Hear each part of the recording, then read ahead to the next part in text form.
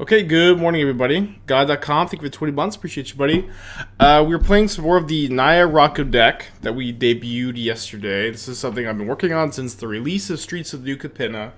And I'm pretty happy with how it's come together, although we've made some small but pretty important upgrades for the list from yesterday. For those who missed it, the idea here is there's a lot of overlap between the Devoted Druid combo and the Asmo combo, thanks to the new card Rocco, Cabaretti Caterer, and then also Luxior Gada's Gift, whatever, the gift. Where Rocco is a card for 3 mana, choose spend 3 mana, get a 3/1, get an Asmo Plague, with a Cookbook in hand, lots of value for 3 mana, but also you play Devoted Druid on turn 2, that's 5 mana, which is enough, 5 mana on turn 3, which is enough to go Rocco for Vizier of Remedies, make infinite green, win the game if you have a Finale of Devastation, or if you have, another white mana, you can go Eldritch Call for Ballista, or white mana for Stoneforge Mystic for Viridian Longbow, win the game. And then kind of the same thing with Finale of Devastation, and raising the floor on Finale Devastation and Rocco to be like 2 mana get an Asmo, 3 mana get an Asmo is like a huge upgrade for this archetype, where it's like a big problem that Devoted Druid, their early creatures die, and then you just have like these kinds of cards rotting in the hand. And then it's also true that now with Devoted Druid decks, you're pretty incentivized to play Urza Saga, so that you can tutor up your Luxior, the gift, and then there's also another tutor for Viridian Longbow, which is an infinite win with Devoted Druid, plus a combo piece. And so that's also like some synergy with the Asmo Cookbook package too. And then Wrenn and Six plays nicely with the Cookbook plan, where you can discard extra lands. It plays nicely with Urza Saga, generally a good card in the archetype. One change from yesterday is that yesterday we were not playing the Ballista. It was my opinion that we were just going to be kind of all in on Stoneforge Mystic, grabbing the Viridian Longbow instead. But there just were enough times where we had 1 white mana for Eladamri's Call, but we didn't have 2 white mana for Eladamri's Call for Stoneforge Mystic. It happened enough times that I think you want to play the Ballista. Maybe you side it out a decent amount of the time. Speaking of the sideboard, we're also playing a sort of Fire Ice in the sideboard now, which may look a little odd, but it's part of a transformative sideboard plan, mostly for Murktide, although I imagine you get to do it against like Grixis Shadow and a few other like cheap, very interactive decks, where you are going to board in like... My current plan is to board in these 9 cards, 3 Endurance, 4 Forge-Tender, 1 Solitude, 1 sort of Fire Ice, for all the pieces of the Devoted Druid Longbow combo, and 1 Finale of Devastation. Oh, sorry, dragged it over my face. So that's the idea. Go ahead and run it. Yeah, I'm very excited. Like yesterday, the league yesterday was rough.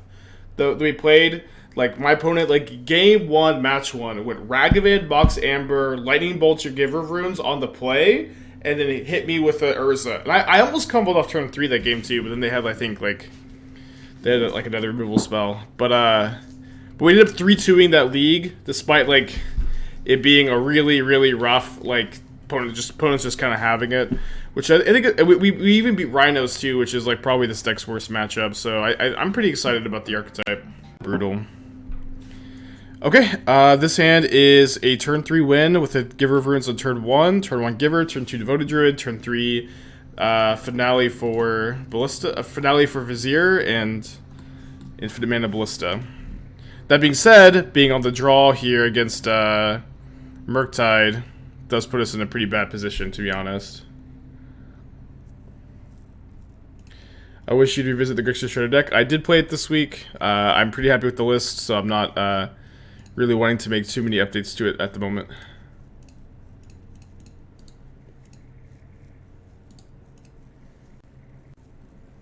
I will trade if we can. I don't think we're very likely to be able to trade.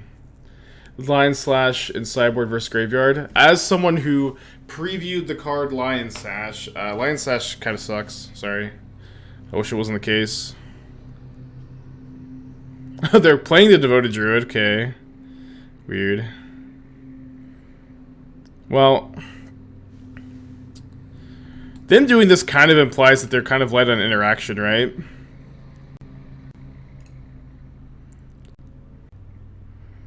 Yeah, I think I'm just gonna YOLO here. And we do have our transformative sideboard playing in this matchup. That we won the matchup last night with it. It's a little bit better now. All right, Luxie, you're out of the deck now. Hi, guess what? Oh, What's up? Work just announced that we will now get like the Friday and the Monday off for Memorial Day, Juneteenth, Independence Day, and Labor Day. That's very exciting. It's really awesome. Yeah. Yes.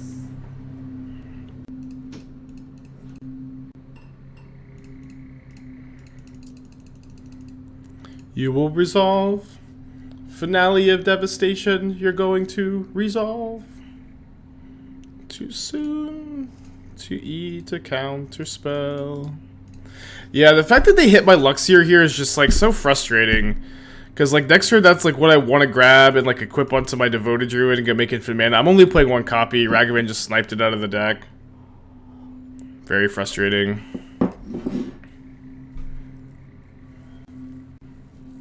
Now they've got a Murktide. I can, if I can find a mana here, I could Rocco for my Vizier, I think win with Ballista if they don't have anything. And I kind of feel like they don't have very much because they cast this Devoted Druid. I kind of feel like they found the counterspell off their draw step where they consider. Obviously they could draw something else, right? We drew Longbow. And...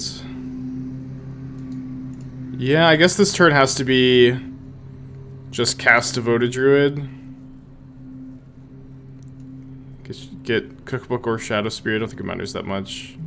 I mean, I could go for Asmo, I guess, but I could go for Asmo, but I think it makes more sense to just try to set up for the Rocco winning the game next turn, especially with 2 Devoted Druids.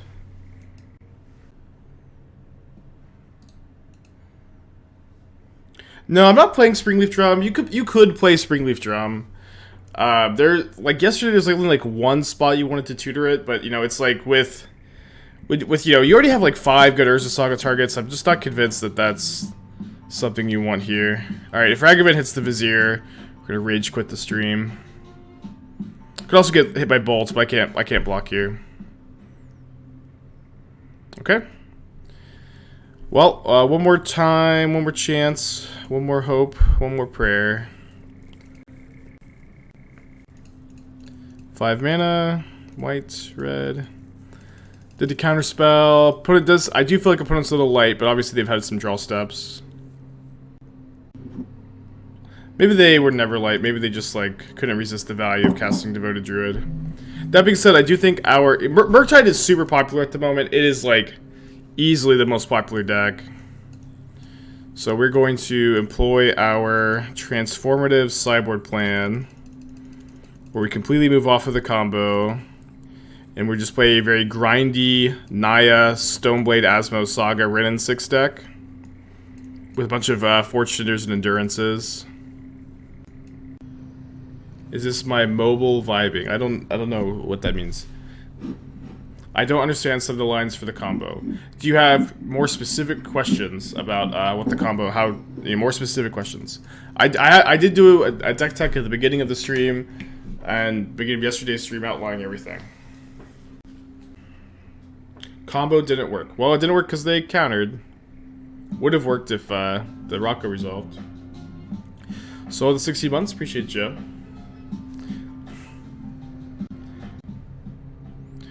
No, there's the lawnmower is back. There's a lawnmower outside, I think is the sound you're hearing.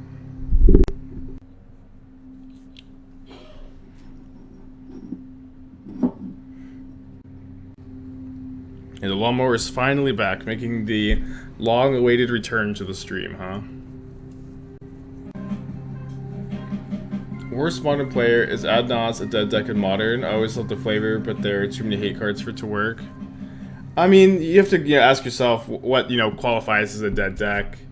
You know what I mean? Like it does occasionally 5-0 leagues. There are builds of the archetype. Dude, triple Forge-Tender is really appealing, but I think I have to mulligan. Okay, we can Eldarmy's Call for our We get Eldarmy's Call for our Daredevil. I think I will play Cookbook on one.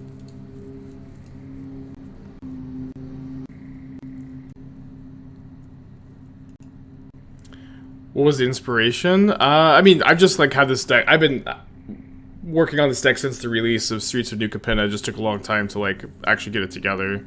But just like I think it's very clear that like Rocco works really well with Asmo, and then I guess it kind of stemmed. I played some of the Luxior Devoted Druid deck too without the Rocco package, and this has certainly felt like the best home for this shell. Yeah, so I think I'm gonna go upkeep Eldarmy's Call.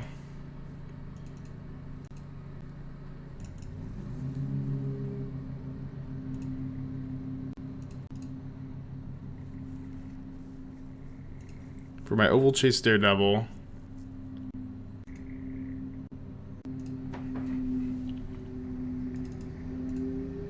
So opponent up very clearly is likely to have counter magic up. I'd love to draw a green source. Awesome.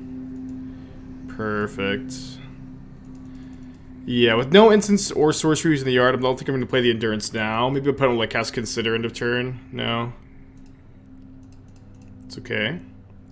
Might have worth giving to Duergar to also cast Forge-Tender. Maybe. I'm kind of somewhat concerned that they brought in moon effects, but we'll just get the Temple Guard in here.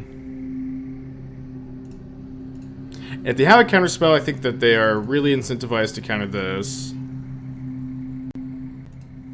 Which should allow me to resolve my Asmo. And I'll go Forge-Tender first so that I can protect Asmo from a bolt.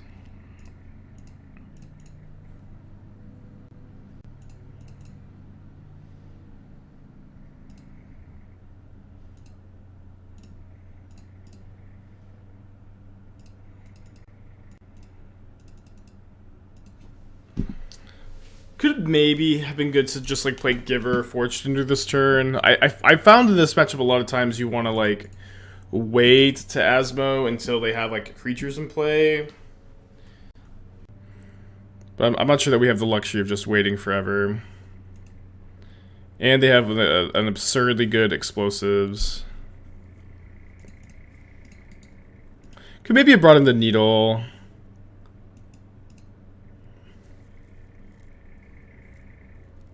I did cover it. We're playing the Ballista now. That's kind of the main big change. And then we're also like we've kind of fleshed out the transformative sideboard plan more by playing a sort of Fire Ice, mostly for this matchup. Although it's looking like maybe we're going to be taking the L here. Plus, got 4 cards in their hands. Heats the Channeler. Plays a tapped Canal. I don't have any black sources in the deck. Oh. It's kind of fine, but I don't have any black sources in the deck to cast the Daredevil. I'm not 100% sure that's correct. But here's the Sophie for this matchup. I think there's a good chance they've got counter magic. Maybe that reads wrong. Although I suppose with them only having 1 card, we never don't just slam this, and it resolves. So now any creature has the ability to get pro blue, pro red. I don't think I'm supposed to be sacking the food super aggressively here because I kind of want the ability to potentially Asmo double activate. And here they have a Murktide, which is obviously bad. Rocco's probably the best draw step. They made it a 6/6 instead of a 7/7, which is huge. Rocco is the draw step! Rocco is the draw step. Unreal.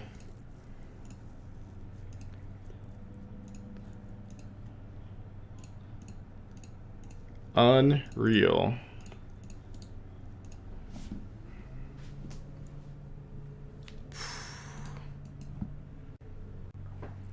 Unreal, top deck. Jeez. Okay, feeling pretty good about that. Let's bring in the Needle. Cut the I think 3rd finale. Yeah, I'm only playing 2 cookbooks. I'm not 100% sure on the numbers. I thought about maybe playing 2 main, 1 side. Like, the reality is, like, I don't really think you need more than 2 cookbooks to have your Asmo engine going. I know, like, it feels like a bit bad to put an Asmo to play and not have that extra cookbook, but you also don't want to dilute your draw steps too much. Like, the Asmo cookbook package are very much like tutor targets in this deck to power up the rest of the shell rather than being your plan A. We're naming Engineered Explosives with Pithing Needle. At least that's the plan.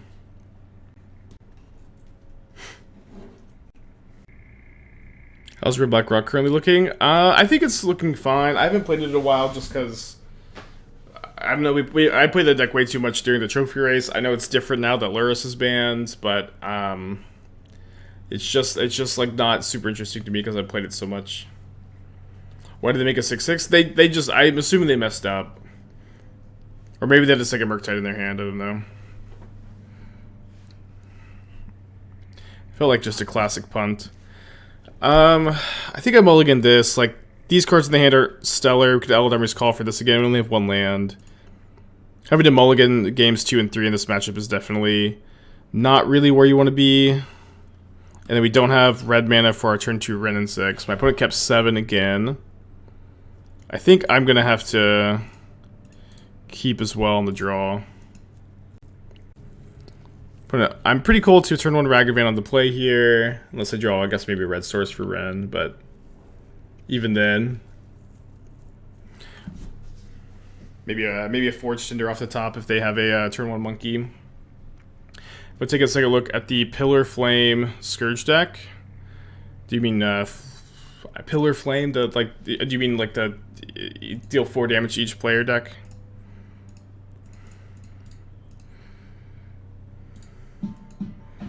Simple Garden up the top is like just such a sad draw, as we really need red source. Yeah, Flame Rift. I mean, I've played that deck a handful of times. I think that it is okay.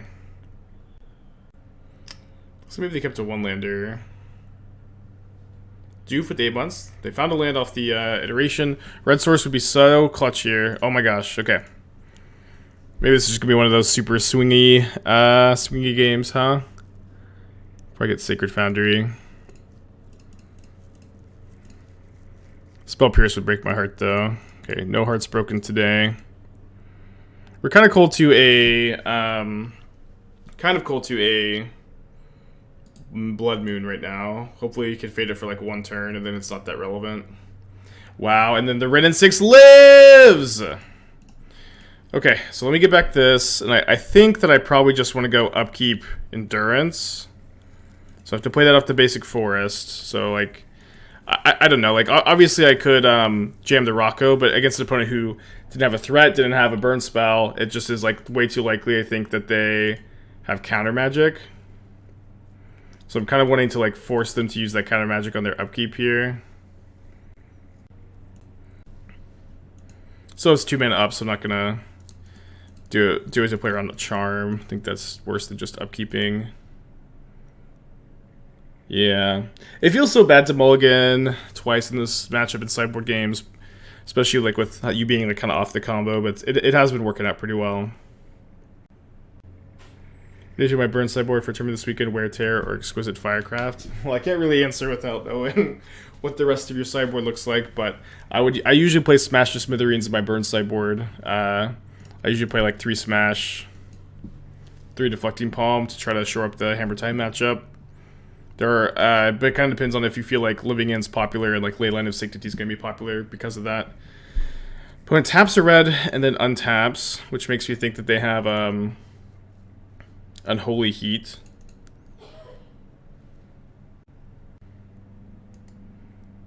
Dude, they Ragavanned my planes. Stupid Ragavan. I'm gonna attack, I think. I guess that's bad against Ragavan plus Heat. I could probably chill for a little bit. What is their hand? They must have like a bunch of mini counter spells, you know. Dude, I can't believe they Ragavan my planes, the 1 Ragavan hit. This was game 1 also. They Ragavan like the most relevant card, the Luxior, or one of the most relevant cards. I'm just gonna cycle my Triumph though. They very clearly have a lot of counter spells. Just chilling on like Wrenn and Six plus cycling land feels like the move.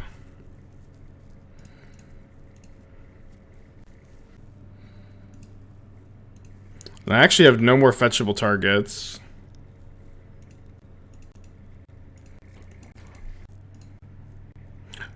Yeah, I don't have it mounted in the deck. Got the Triumph in hand. Plains is gone. If they didn't have Plains, I wouldn't be able to Wrenn. That's true. I did draw the Wrenn. That's a great point. Engineered Explosives on 2.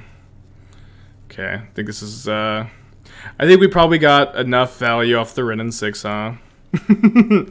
I think we probably had enough value to not complain too much. Alright, let me Eldarmor's Call. Gonna get my Daredevil if this resolves. Does resolve? Cycle this. Okay, so now I can Rocco into a counterspell and play a second Rocco.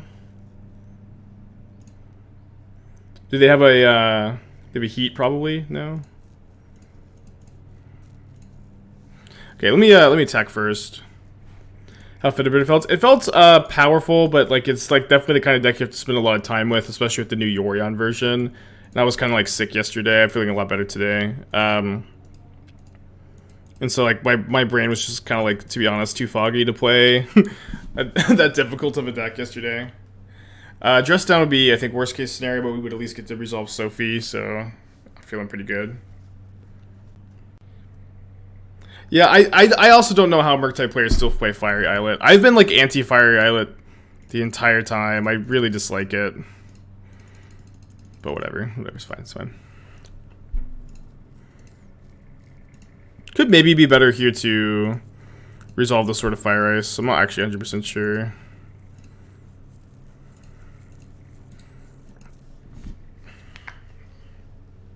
But I am feeling pretty good. I am feeling pretty good. Our position looks pretty favorable at the moment. Don't say this, a bunch of them. I mean, I don't think the deck is bad, but like, I can't imagine that you saw the Fiddlebender Yorion Goblin Engineer deck and thought that this was going to be like in any ways an easy deck to pilot. You know, that is the. Oh, sorry, I should have 6 there. That is definitely the nature of the archetype, is that it is very, very difficult to play perfectly.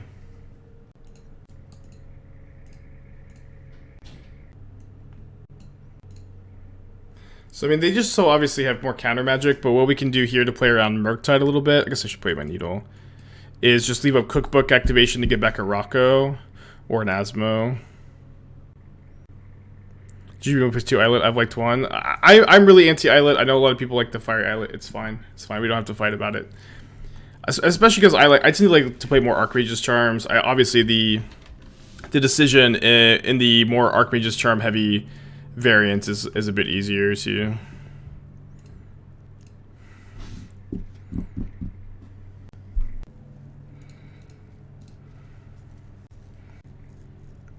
Red splash green or white into Demir for to help deal with enchantments. Definitely white, because like Leyline of the Void is basically non-existent. If you run into Leyline of the Void, bad beats.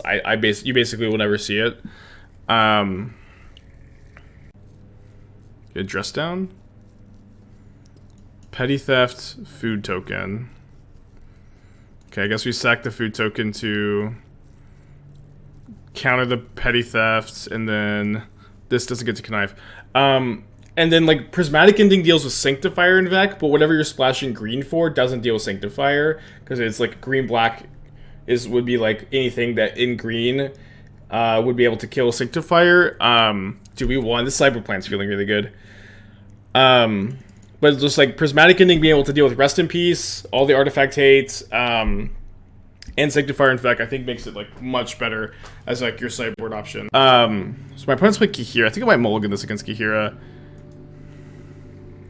It felt like a totally fine direction to build the archetype, but you may want to, like, only play that version in, like, a metagame that's full of, like, Rhinos and Yawgmoth and the Murktide Mirror.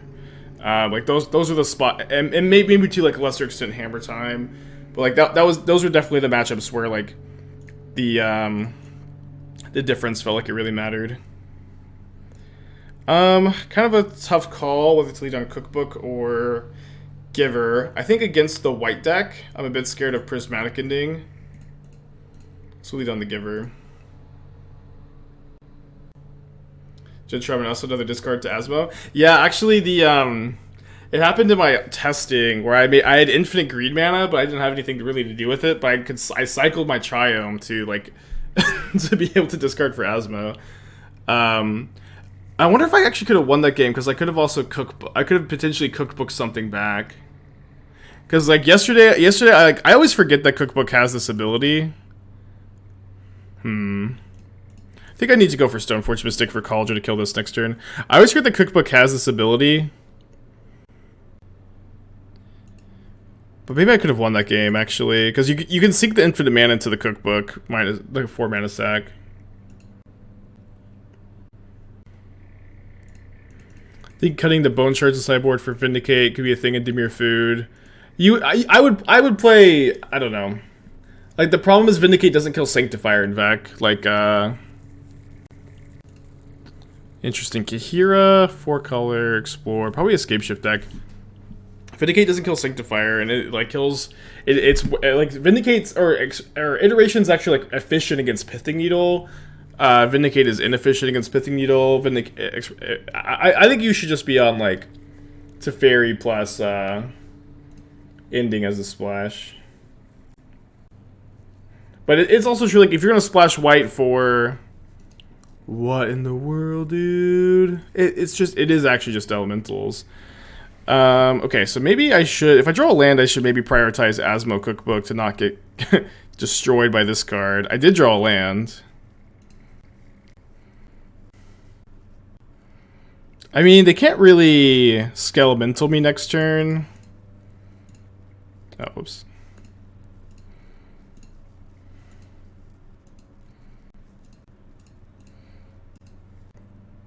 Do you think swords and Pioneer will be too strong? Do you think sword, like the equipment swords? Probably not. They'd probably be fine.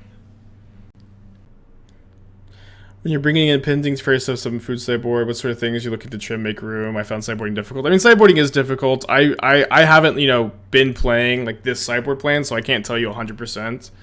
I did just write a sideboard guide for Channel Fireball for the Dimir version. Maybe you can get some insight from that once that article comes out, either today or tomorrow.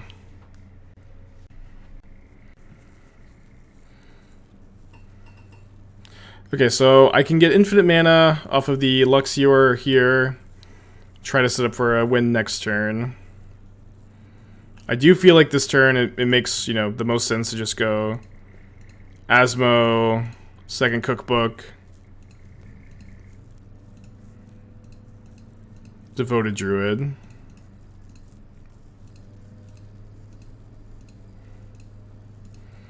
Not sure that I want to activate the Asmo yet.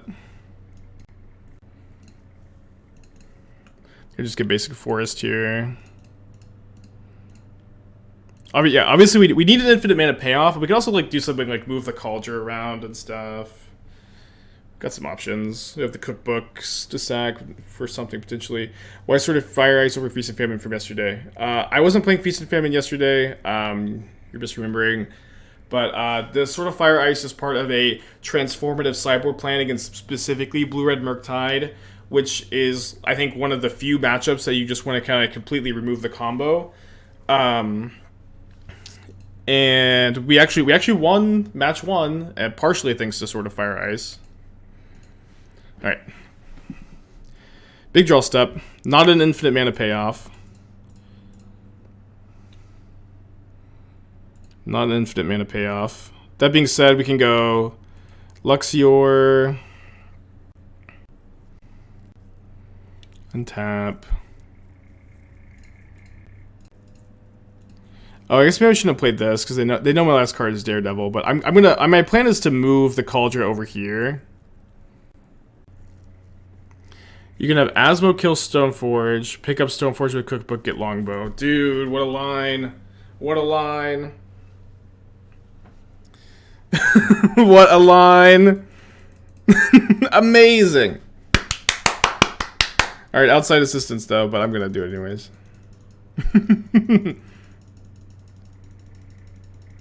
Would Kessigwolf be good? No, we already have too many colorless lands because we have 3 Urza Sagas. I would play the 4th Urza Saga over the first Kessigwolf run. Alright, so... what a line.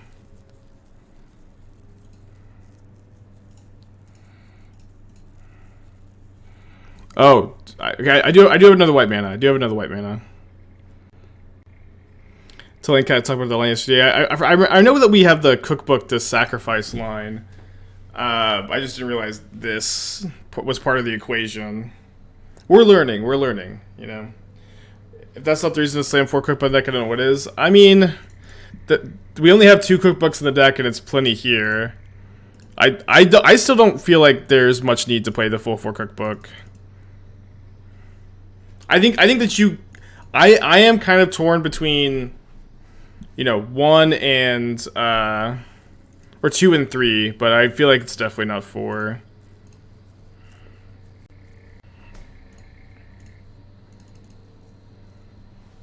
Make infinite mana response. I don't need to do anything necessarily here. So yeah, kind of an unsurprising second Solitude. So I can make enough mana to ping 3 times with the Viridian Longbow, and then ping 3 times with the Viridian Longbow, and then equip Kaldra with the extra 7. So I need a total of 16 mana, which I have. Do I need mana for anything else? Don't think so. I could make infinite mana again. Oh no! I have the win, right? I have the win. No, my other cookbook's tapped. If I hadn't tapped this other cookbook, and I did it so I could have an Asmo activation, but if I hadn't tapped the other cookbook, I could have gone kill my own Druid, return Druid, equip Kaldra to it to give haste. So that's a cool line to keep in mind. But this should we're still, I think, probably winning this game. So we'll just go ahead and kill our own. Oh, I can't kill my own Druid without using Asmo. Never mind then. Okay, so equip here. And then, oh, this has Summoning Sickness. Okay, well, never mind.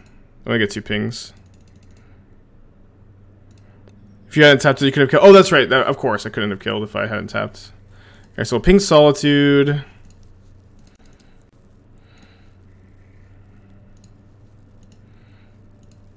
Ping Solitude. Equip over here. 12/12, first strike, trample, haste. I think, yeah, this is lethal because we can cookbook, kill the Awakener. Oh no, it was the Construct Shrinks. Yeah, they have to double block. Cap, thank you for the 2 months, appreciate ya. Could equip Kaldra to Mystic to give it haste if you had more red mana. Man, okay, this deck is sick. There's lots of, like, oh man, the lines. Oh, cool. That was fun. Could have used Asmo to kill my own Druid? No, I didn't have a. I could have used Asmo to kill my own Druid, but my cookbook was tapped. So if I did, I could have, yes, but I don't think it was worth it because that shrinks my constructs. I could have if I had an untapped. If I had an untapped cookbook there, I could have used Asmo to kill my own Druid, replay Druid, give haste with Kaldra, infinite damage with the longbows. But that wasn't something we had access to. What? No. The Devoted Druid was was a 0. It was still a 0/2. Because it gets a -1/-1 counter, not a -0/-1 counter. I don't know how I want to sideboard. I feel like I do want some number of Forge-Tenders against a deck that probably has 4 Solitudes. They're a Wrenn and Six deck, and so am I. So I don't think I want Needles because I'm also a Wrenn and Six deck. I think we can probably pretty easily cut the Shadow Spear. Could potentially cut the Ballista too. Just play 2 Forge-Tenders. It seems fine. Seems like a fine keep against a mulligan. I think Hof would be a fun addition. Well, I mean, that we have a Ballista. Ballista is better if you have infinite green mana, because it, you know, just actually kills them.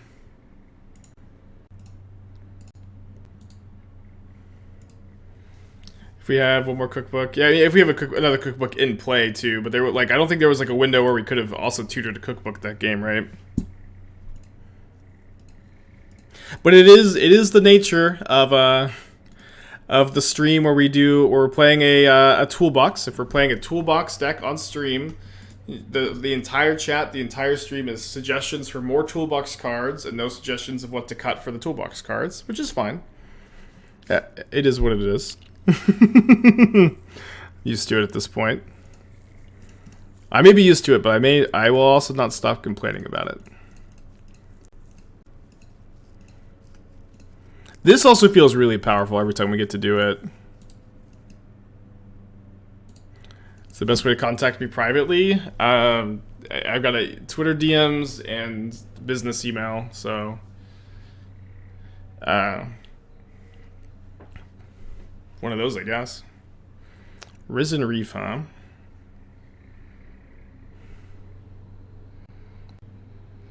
But I'm also like really likely to not answer, so I don't take it personally.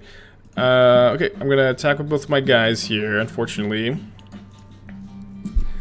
Knight with the 6 months, appreciate ya.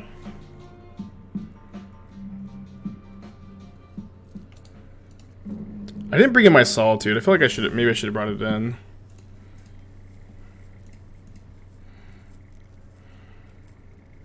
Oh, please exile my Asmo, though. Oh, that's actually really good. Oh, hold on. Sorry, I thought I had enough mana to Rocco for Asmo and get 2 things with Cookbook this turn, which I actually don't. Never mind. So they have 3 cards in their hand. I could go Eldarmy's Call for Druid, cast Druid, next turn infinite mana with Rocco. Alternatively, I can just get my Ovalchase Daredevil, be more in on Asmo. I feel like I'm supposed to go for the Druid line.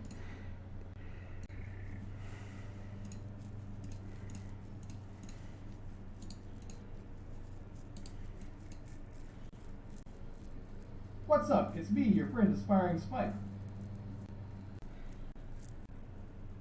How necessary are the finales? I understand the infinite mana payoffs, but is Eldarmy's Call and Ballista not enough? Finales are really important. Finale is also 2 mana put an Asmo into play. Finale is really, really important in the deck. Finale is better than Eldarmy's Call, I think. Yeah, probably going to game 3. How was Rocco Folk compared to Coco? Way better. Way better. Did I still do predictions? I will never do predictions on this channel again. Don't ever bring them up again. Never bring up predictions on this channel.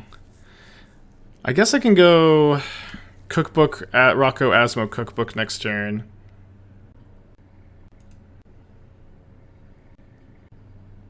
Do you sometimes call for Ovalchase Cookbook trolling? Yeah. That is like one upside Eldarmy's Call has over Daredevil, but like it basically has no other upside. Oh, so Eldarmy's Call is better with the Invoke Elementals too. I mean, play both. Play both, please. Just play both.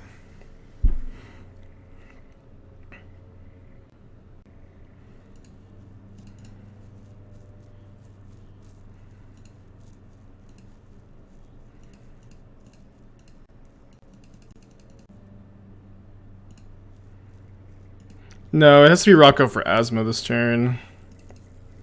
Rocco for Asmo, Cookbook. Oh, sorry, I don't know why I thought I needed untap red. Obviously, I just puts this in play.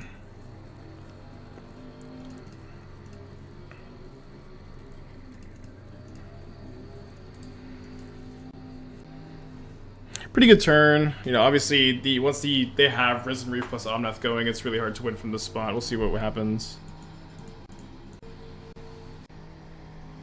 Do you think Rocco is viable Modern without the Asmo package? Absolutely not. There's no reason to play Rocco in Modern without Asmo. There's just like, the card is really not powerful without it. Alright, I'm just gonna concede. Do you want to kill Omnath with Asmo? I mean, I kind of like wanted to wait, but I don't know how much it matters. Seem kind of screwed no matter what. I do like my sideboard plan, though. I don't think I want to change too much. Just click submit.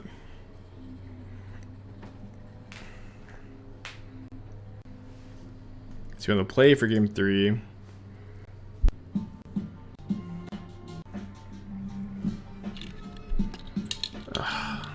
Why me?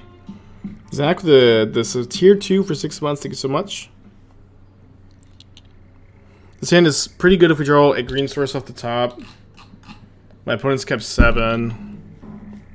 I feel like if on a mold of 5, I just have such a small chance to win. I should maybe keep it, just try to rip a green source off the top. Yeah, I'm having a lot of fun playing the deck. I think it's pretty good too. This is definitely a harder deck to pick up. I mean, just like, I feel like most of my brews are complicated and unintuitive, but like competitive if you spend enough time with them. What's your go-to sideboard cards against elementals? I mean, it just depends on like what deck you're playing. There's no like, you know, besides Torp Orb, there's no like just like amazing sideboard card for the archetype. This can be bad. Yeah, I agree. I feel like this hand has a better chance of winning than the average mold of 5, though. Especially because we have the Giver. Pain. Pain, pain, pain. It's okay. I should have attacked. Do you see Blue Black Shadow list versus Murktide? I'd say it's a little bit favored, but it's like very close. Alright, I think I'll maybe just concede if I miss my land this turn. Alright, we'll give it one more draw step.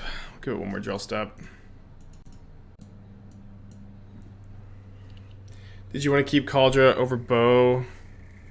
Since Bo does nothing on its own. Bo wins the game with my infinite mana combo that I have in my hand. Like in this game, if I go turn 2 Druid, turn 3, I don't draw a land, and I have to finale X equals 2 for Vizier. I can't cast the Stoneforge Mystic, so I need the bow in my hand to win. Okay, I will actually concede this time if I miss. Okay, feels bad. Take the L. Well, we don't have green mana here. We do have Giver to Stoneforge, though. Infinite mana combo if we draw green. I'm gonna keep. Wasn't this a Yorion deck yesterday? No, you're confusing it with the Fiddlebender deck. The thing about this deck is you really want to naturally draw Devoted Druid, specifically. Like, you don't want to have to tutor for Devoted Druid if you can. Mold to 5. Like, you want to naturally draw this card, so... I'm of the opinion that you do not want to play Yorion here. Also, this deck has, like, compared to Fiddlebender, like, no good ETB effects. In the Fiddlebender deck, you have, like, a decent amount of good things to flicker with Yorion for value. When Yorion's just, like, a freaking 4/5, it's so much less exciting. Okay, probably grabbing Shadow Spear off the Stoneforge here. The only main deck difference is Ballista. Yeah, then the sideboard, the Sword of Fire Ice. I mean, yesterday, the deck I think, performed pretty well. I was, like... really excited and interested by it, and you know, when a day goes well, I don't think need to reinvent the wheel. I think the Ballista was something I wasn't sure was necessary yesterday, is something I'm kind of sure is necessary today. Opponent's on an awkward draw, and so are we, sort of, but I'm actually gonna get in for one here. Did I see Twitter stuff about Explore Pioneer Anvil? I didn't see that, no, Austin. Sorry. I haven't been like super duper active on Twitter.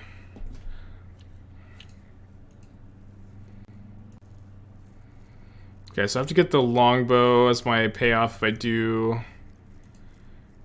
find green mana. This definitely points for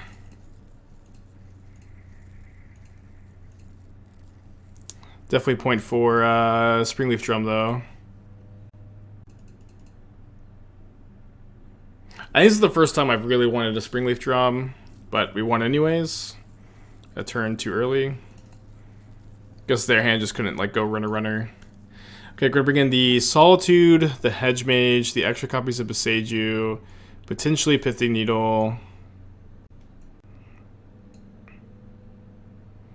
And I think we're going to just cut the 4 Givers. I mean, Giver's not terrible in this matchup, but seems fine. Did I decide one Ranger Captain not worth it to win with Rocco through Chalice and Force?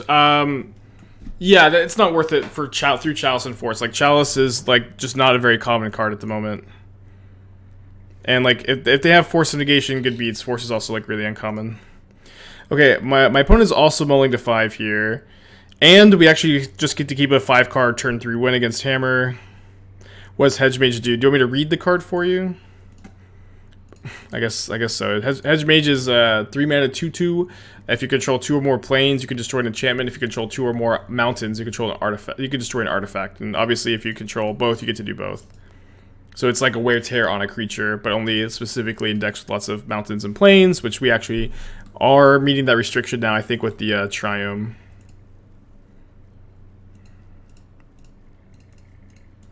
This is a win next turn, hopefully.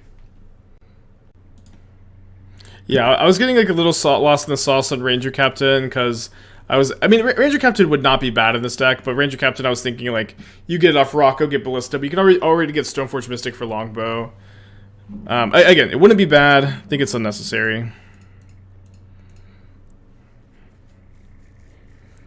I guess I should Eladamri's Call here, actually, over Finale, so that if they have Spell Pierce, I can pay for Spell Pierce. Not that they're very likely to have it, but I think it makes sense.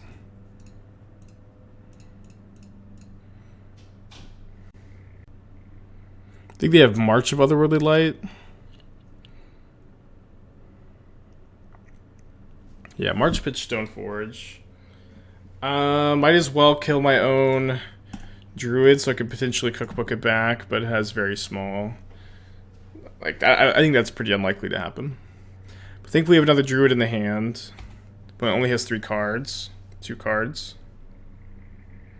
I really do feel like a third cookbook would be good. You can sack 1 to Dark Games. Like, I am also like of the opinion a third cookbook has value, but like the list is tight. There's like a lot of cards like you could potentially add.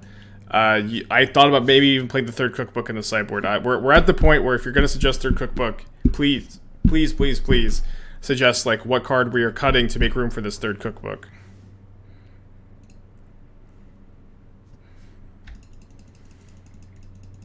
Finale is better there because if they had March, was better than Call there because if they March, to be able to combo 1 turn faster. Yeah, that checks out. That makes sense. Johnny, thank you for the 12 months. Appreciate you.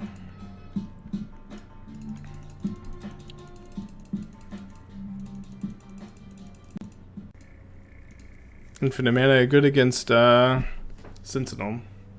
Okay, 2-1. Pretty fast match after 2 pretty slow matches. Unironically, I have considered playing 61 cards.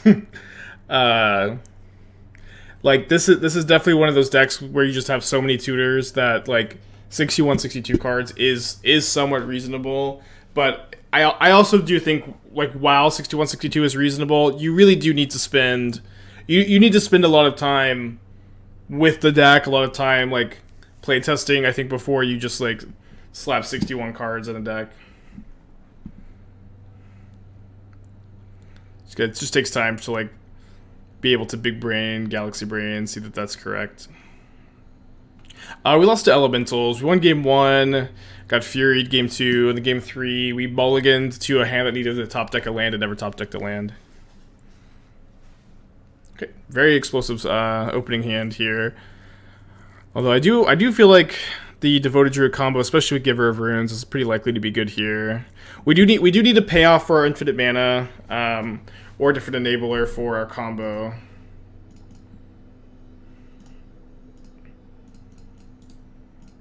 But we're pretty likely to find that. We also have the Asmo as plan B, I guess. Okay, so pretty fast clock, I guess. 6 power, took me down to 11.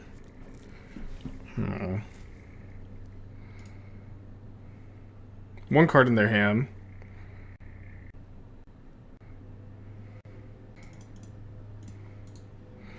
Well, no real decision, but slam the Druid and hope to top deck something.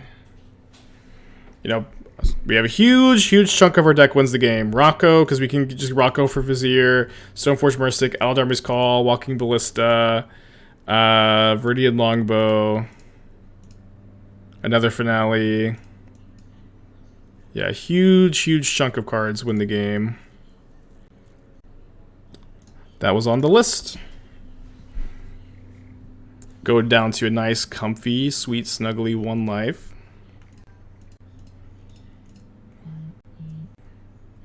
Yeah, we could also have gone for Asmo. Yeah, and before Metallic Rebuke as the last card. Good beats if that's what they have. Yeah, this is maybe like the first Naya brew I've ever had. No way! No! Damn it. Alright. Game 2. Do you think Forgiver's been good? Yeah, I do. With a deck with just like so many two mana creatures, 2 mana threats, like Giver is like definitely the best 1-drop. I got some of the artifact hate we had, just because like the combo is pretty good in these matchups. And you already have like the Boseiju, the Hedge-Mage. Yeah, I think I'm cutting the Ballista and the Givers here. Seems fine. Why no Veil of Summer? Why not suggest what card to play instead of Veil of Summer? Or what card to play Veil of Summer instead of? Why not suggest what card you want me to play instead of Veil of Summer? I've spent a month working on this list. Every sideboard slot is very carefully curated and picked out. Suggest what you'd like me to play Veil of Summer instead of. I think I'm playing Cookbook on turn 1.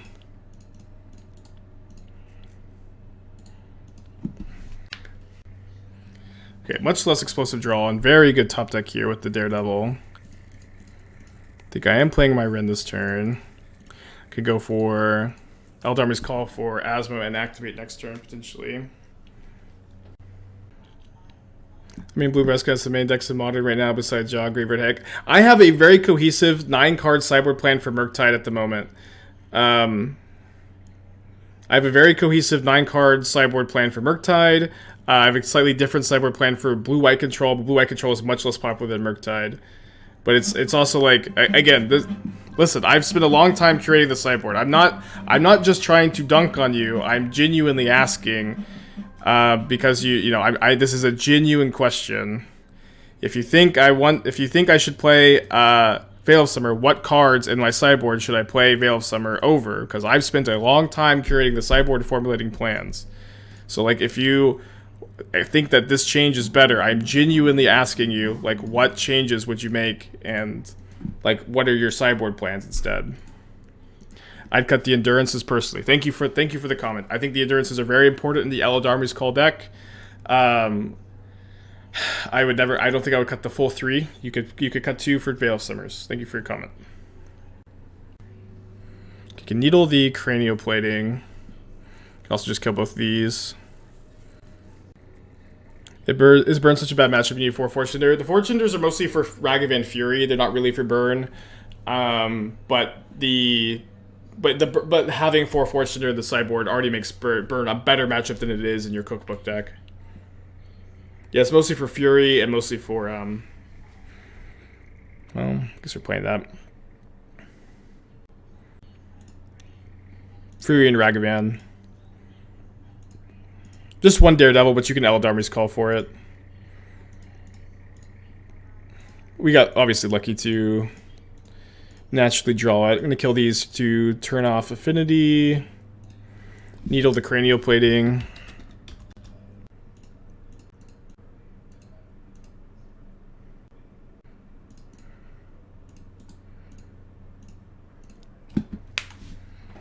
What do you think of Pathwork Automaton? That's just the 1-mana 1/1 dice with a counter, right? Is that a different card?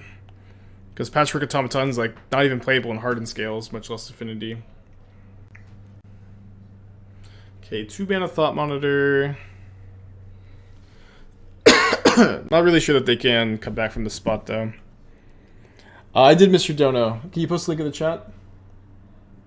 Yeah, just yell at me if I miss a duck tech. Oh, grows with an artifact. You cast an artifact spell. Patchwork Automaton. I mean, I like that card a lot in Hardened Scales. I think that, like, in traditional Affinity, like my opponent's deck, you really need your payoffs to... like, be good top decks, because there's a lot of, like, setting up, playing out a bunch of artifacts, then top deck, you get Thought Monitor, Thought Cast, Urza, like, really, really heavily impacting the board. When you're playing a card like Patchwork as your payoff, this card is, like, a pretty poor top deck, which I think is not where you want to be.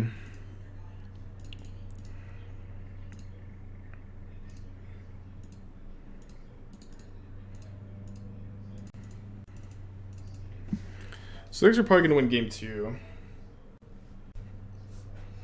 What do you think? Caterer will revive Humans? I'm a Humans player. I think Humans is a somewhat playable deck. I spent some time during the trophy race last season or 2 seasons ago working on it.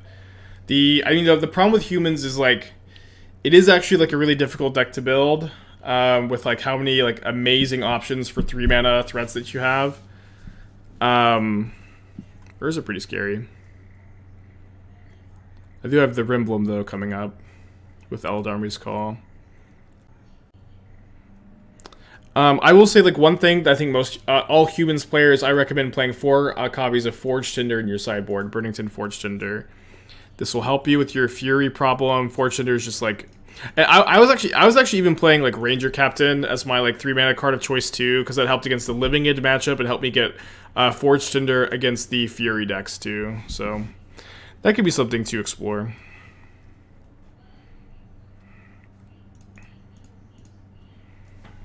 Okay, I can get the old Shadow Spear here, I think.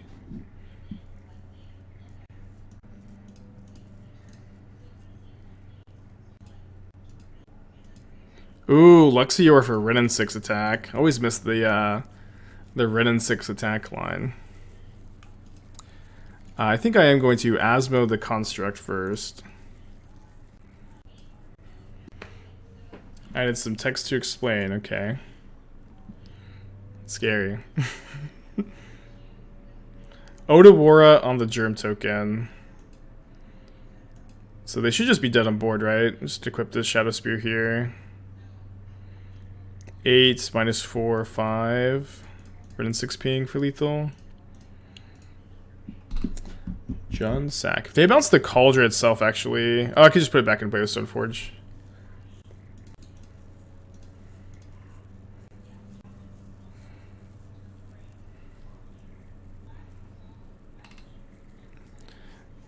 Is this the description? John Sack? Oh boy, there's a lot going on.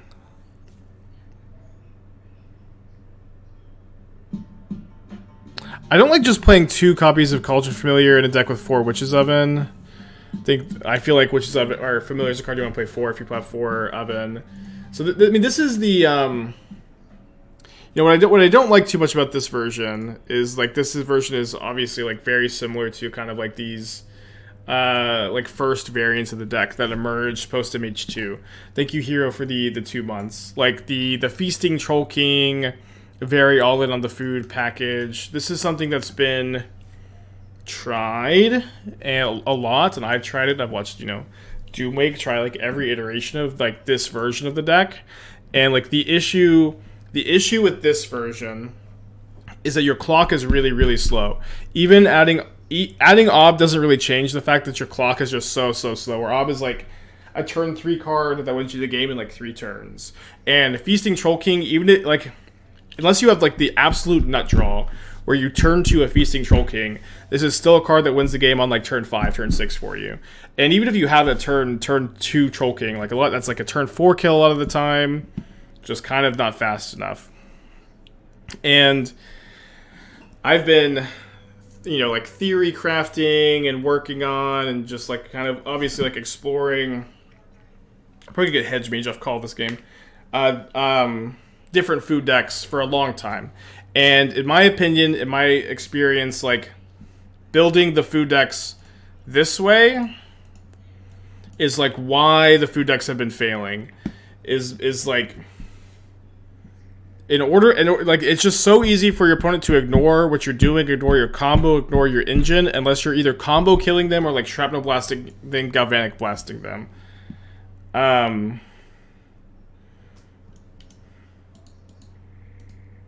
so like I don't know necessarily like what other advice to give beyond that. You know what I mean? Hold on, let me think what I'm doing here. Because I can go Finale for Asmo, and then I can Eldormi's Call for my Daredevil next turn. I can set that up. Oh, well, okay. Let's go cast that. Easy. Is one Fury in sideboard possible try? Maybe for a Forge-Tender. I mean, like, the thing about Fury is, like, Fury is kind of, like, generically good rather than being specifically good in any matchup besides Yawgmoth. The Forge-Tenders are also, like, the 4 Forge-Tenders are part of, like, this cohesive 9-card sideboard plan for the Murktide matchup, and Murktide is, like, definitely the most popular deck at the moment in Modern. It's, like, not even close. If they have Dismember, they'll main phase it. Yeah, it's like not even close that, Murktide is like the most popular deck, so like I'm really not super interested in like touching the that sideboard plan.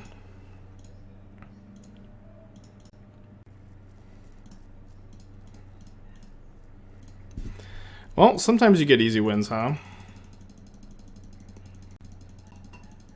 I believe in the Mono Red Breach deck in Modern.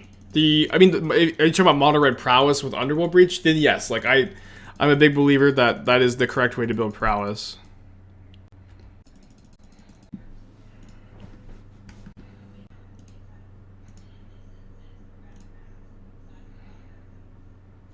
I mean,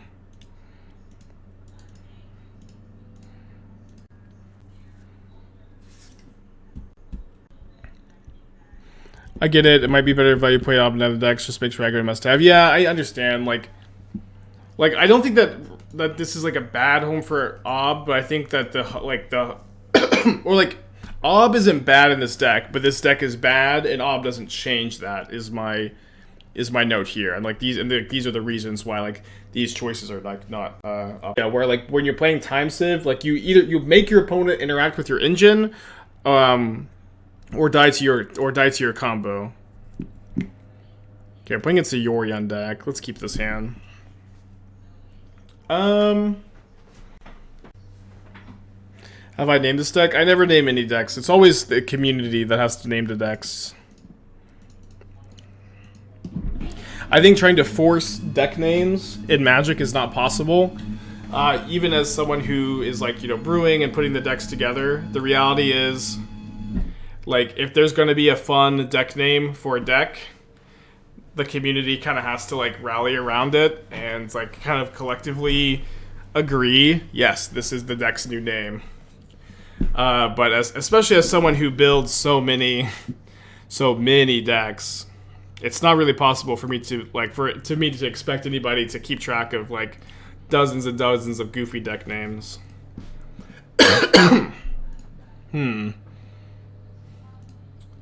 If I had a land in hand, I'd definitely play Giver this turn. I think I'm just gonna play the Druid. If I draw a land, I can go call for Druid, play Giver. But somehow Pioneer Lotus combo is called Hidden Strings. Well, I think that's just like how much power do you want to put in the MTG Goldfish naming conventions, right? What are the chances my opponent doesn't have Fury or Solitude?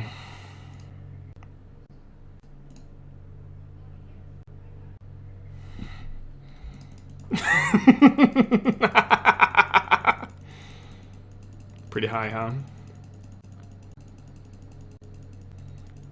Has Rocco's Modern Life come up yet? People keep suggesting that. I don't. No way!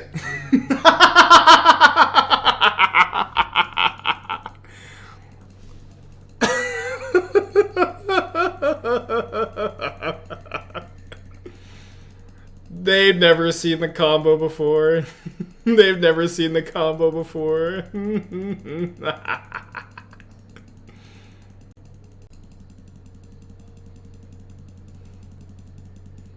Yeah, but I don't understand the reference to Rocco's modern life. I'm too young and handsome and not watching TV, I guess.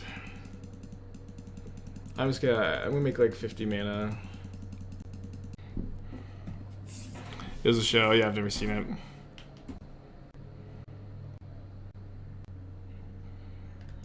Let's make a little bit more mana. Just a little bit more mana.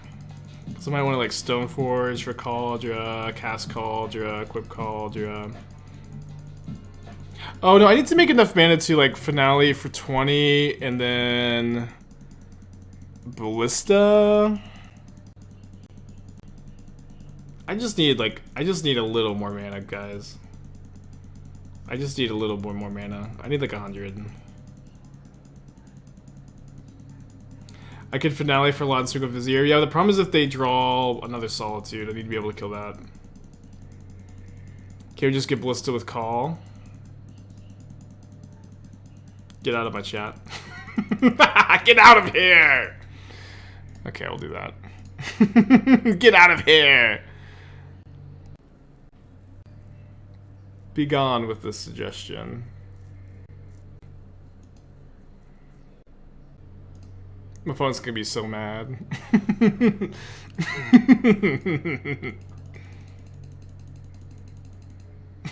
Sorry. I'm sorry.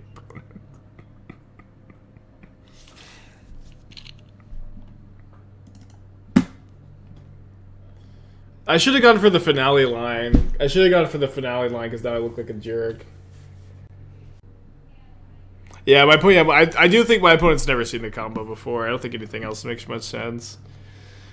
So second time playing against Elementals this league. Last time I brought in 2 Forge Tenders. I kept Ballista, Shadow Spear, and I think I felt pretty good about the sideboard plan.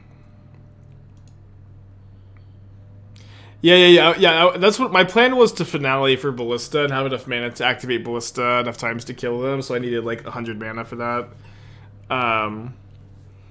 Which is what I was going for, and then the chatter's like, wait, why don't you just grab Ballista with Call? I don't love this hand. My opponent's kept bowl of the 6. I think I'll keep. Wait, you added Ballista to the main after talking about how it's unnecessary all day? Yeah, I changed my mind. I mean, so yesterday, I don't know that I was necessarily, if I was being super, I don't remember being like very like, it's definitely not good to play Ballista. Ballista is definitely not necessary. I remember, I thought I was saying that I was just testing no Ballistas with just Stoneforge Mystic as your kill condition. And then we playtested it, and it felt like the Ballista was necessary for the Eridami's call turns.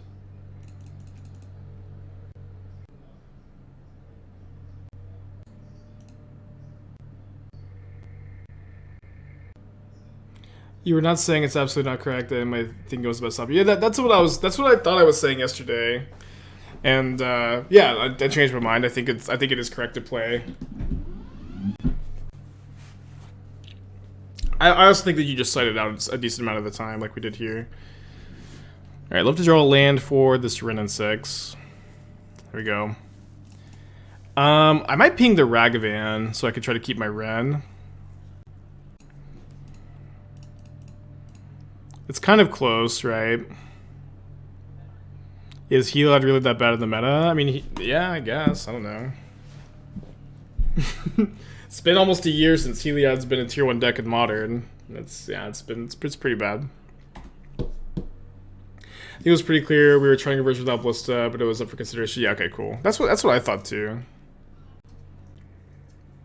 You know, so someone put it really elegantly yesterday. I don't think I can recreate what they said super well, but someone was just like, building decks like this is just a series of like value decisions, where it's like, obviously they're in a deck with so many tutors, there's so many cards you could play, but finding like the perfect build just takes a lot of time and like a lot of decision points, and it's basically impossible to be like 100% correct on every single decision point here. Oh, I also regretted not bringing in the Solitude last time. This matchup, I didn't bring it in again. I'm gonna try to kill this. I'm worried that they have Ephemerate, though. They have it.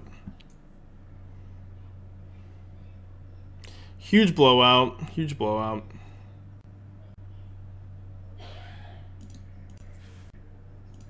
Yeah, I'll bring in the Solitude for game 3.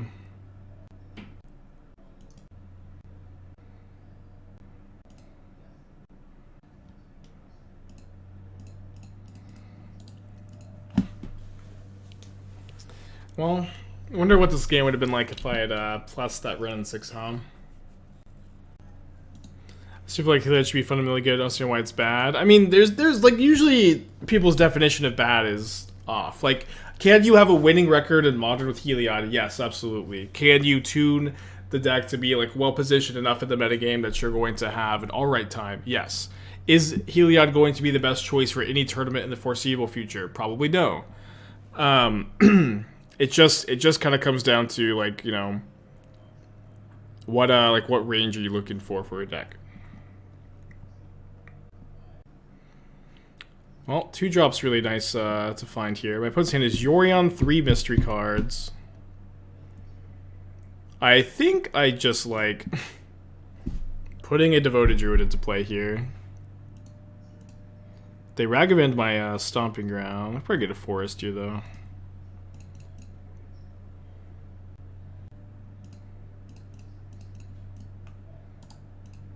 I have to remember if they exile this, I need to kill it in response for Cookbook. Am I planning on attending any tournaments in the near future? There's a DreamHack Dallas I'll be at. Do you have any heuristics for differentiating between this board card would be good here, so must be good in the matchup, versus this situation to be realized that this board card is likely good in the matchup? I have very few heuristics in general. I'm not sure exactly what you're asking. But, I mean, Magic is such a... Modern especially, Magic in general is a really complicated... thing. It's hard. I think it's very difficult to have any hard heuristics for decision points like that. Why not Finale for Druid? I don't know that matters a ton. Finale is kind of like the better payoff for the infinite mana. We have 2 calls, only 1 Finale. This could also find me an Asmo for 2 mana.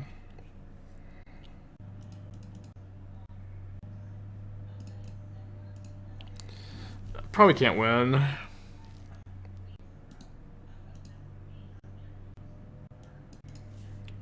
mean, obviously my opponent might be super flooded. We'll play it out, but I think we're probably going to have to settle this in game 3.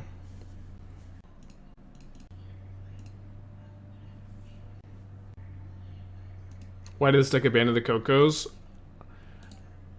It's way more complicated than that. It's way more complicated than that. You know, I think one good general piece of advice, and this is something that I thought was, you know, maybe a bit more, would be more obvious, but it's become clear it's not. When you take an archetype like Devoted Druid, or Heliod, or the Food Combo deck, like decks that have either like, or Prowess, decks that are like completely fallen out of favor, fallen into like total obscurity in the format, it's cards or, you know, decks whose like formula has been failing for like months and months and months. You need to and like you need to just like kind of scorch earth and start from the beginning. You know what I mean? Like, it's just so clear that these plans have not been working. Playing like the Collected Company version of Devoted Druid has not been working and is not a good plan. I don't know. I'll cut the second Forge-Tender. But the reason, like, what's made this in my mind this deck good again is Rocco. Rocco for the overlap in the Asmo Cookbook Saga package with Rocco and Devoted Druid is what makes this deck worth returning to. And so, like, the floor on these cards is really low because this is 2 mana put an Asmo into play, 3 mana put a 3/1 and an Asmo into play, and these are also good tutor pieces for the Devoted combo. And the Devoted Druid combo now also wants to be playing Saga because you're playing the Gift and the Longbow in addition to as Urza Saga targets. So there's a lot of overlap in this. Oh, this hand's great. In this archetype now that wasn't really there before.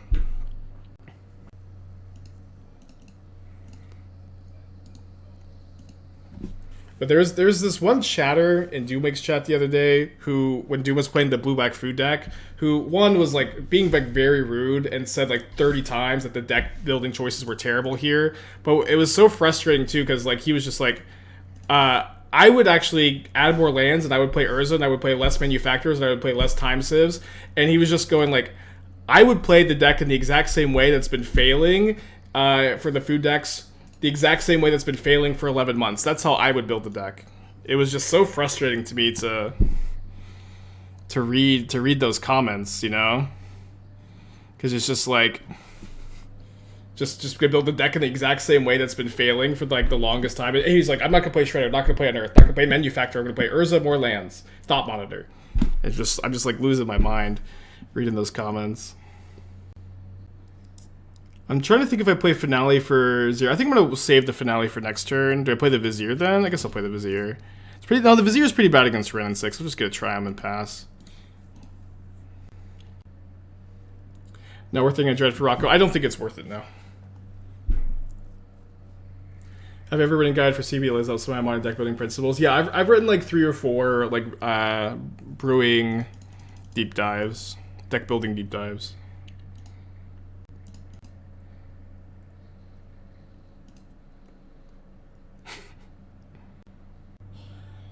And then they also accused me of Channel Fireball paying me to spike. Oh, this is good for me. Channel Fireball paying me to spike Ledger Shredder in price, which I thought was quite a kind of rude thing to accuse somebody of. Market manipulation. All right, let me go Finale for Druid here.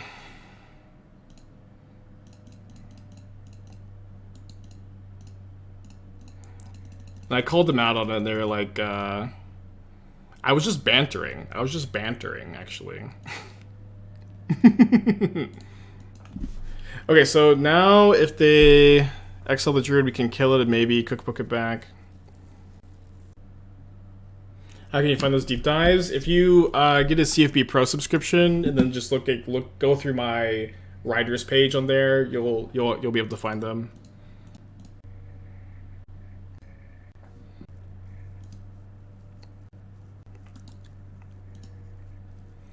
Okay, it's kind of fine. I think we're going to go for Rocco Asmo this turn. I don't think that changes anything. Are there any other special perks benefits come with Super Pro subscription? Well, you can get a... there's 2 tiers. There's just like the normal tier that gives you access to the articles. It's $5 a month. It's not just my articles. It's, you know, some of the best to ever do it. Reduke, Martin Urza, lots of great players. And then... for 20, I believe they changed the structure a couple times, but I think for the $20 tier, you get $20 of CFB store credit a month with your subscription, which is, I think, a very good deal. Yeah, I don't know what to play instead of Wrenns. Wrenns are a really important piece of the puzzle. Yeah, maybe you would play Birds of Paradise, but I personally feel like trying to play the deck without Wrenns is pretty rough. What is Rocco? This card is Rocco. Rocco, Cabaretti, Caterer. It puts your Asmo into play. If you're an unsub mod, do you get ads? You should, I think, still get ads, yeah. Otherwise, you could just mod everybody in chat, and then nobody would get ads.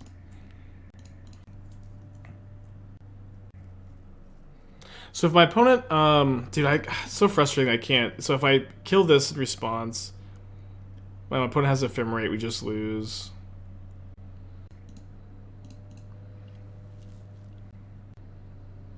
Do not crack this Windswept Heath. Do not crack this Windswept Heath. No! Stupid Ephemerate! Damn it! Ugh, I hate that card so much. Ugh. Games 2 and 3, huh?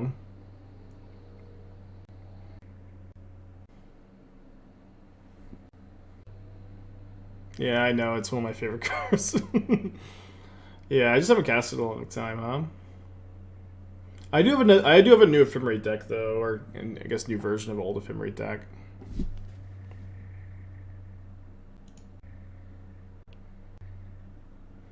If I attack here, is there any chance my opponent blocks? I've already... I don't have a third cookbook in the deck, but I think I am supposed to... Oh, if I Eldarmer's Call, this is my only infinite mana payoff, though. I guess I'm going to attack the Teferi. If they block, I'll play Devoted Druid. If not, I'll kill the Risen Reef. This is my... some of the 4-color Omnath decks play this card. I personally am, like, you know, historically not much of a Naya player, so I was even goofing that this card wasn't modern playable. I like this was the only trio off that wasn't on my list of modern playable cards on my tier list post. Okay, no more cookbooks in the deck. But Reef is dead, they can't ephemerate it. And then now with the call gone, we don't have our infinite mana payoff anymore. But we do have 2 looks at 1. We get to go Druid. If our Rocco dies, then that's an infinite mana payoff. That because we can get it back with Cookbook. Can I Finale for Dried Arbor? Dried Arbor is not in the deck. I don't know that Dried Arbor will ever be in the deck.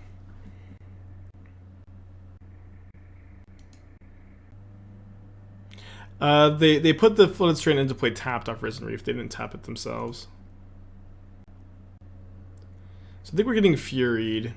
Okay, ending. 3 cards in their hand. That's fine. They only have 2 cards in their hand. What does Rock with infinite mana? You get Stoneforge Mystic, which grabs you Longbow. Okay, please just put Yorion in your hand. Awesome. So, and Ragavan... the Ragavans have been sniping tutor targets from my deck all day. Please do not hit my...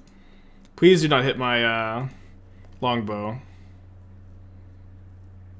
Eldarmer's Call. I mean, I would have loved to draw that as an infinite mana payoff, but... I guess as long as they didn't hit Longbow here, I'm fine. Okay, there's infinite mana payoff. 2 Druids, leave back Rocco to block Ragavan. My opponent's hand is Ragavan, Yorion, 2 mystery cards. I kind of feel like if they had a Fury, they would have cast it last turn. Maybe not. Maybe they just don't value the Rocco, which they probably shouldn't. That's probably reasonable. That's a question you have to answer yourself, Red Cyclone, if it's good manners to make your opponent play it out or not.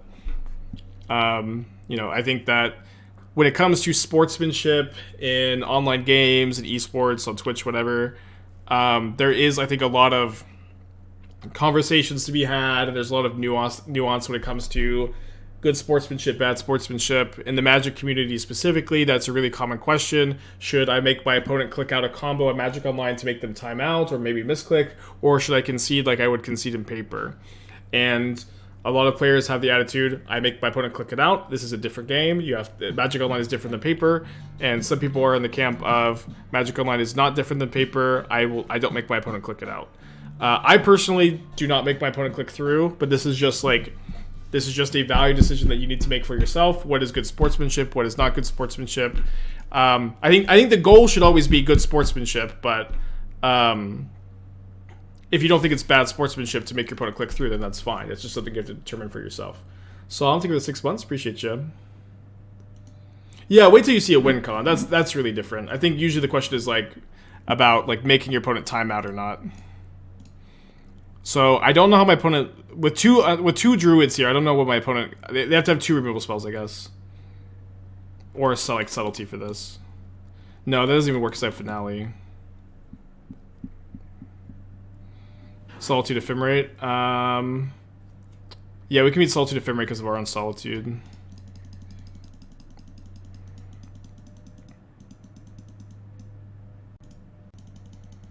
Yeah, the heat doesn't do anything. We just make infinite mana in response.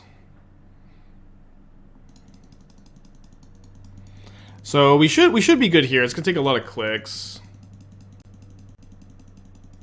Yeah, I mean, so in paper, what I would do is I would declare a billion mana, And then I would just grab my longbow. Oh, I guess longbow doesn't actually kill without Vizier in play. Yeah, I actually need this finale to resolve. I could just finale get back the Vizier. Okay, they just concede. Oh, I can also cookbook back the Vizier. Cookbook back the Vizier. Okay, this was a very exciting league. We went 4-1, and we lost to Elementals after like having like an awkward mulligan game 3. I feel like that is, you know, a big thumbs up. We beat Murktide, we lost to Elementals, we beat Hammer Time. There was one more opponent, I can't remember who it was. Then we beat Elementals again. What was the other match? Oh, Affinity. So pretty good league, pretty good league. Feeling good about the league. Feeling good about.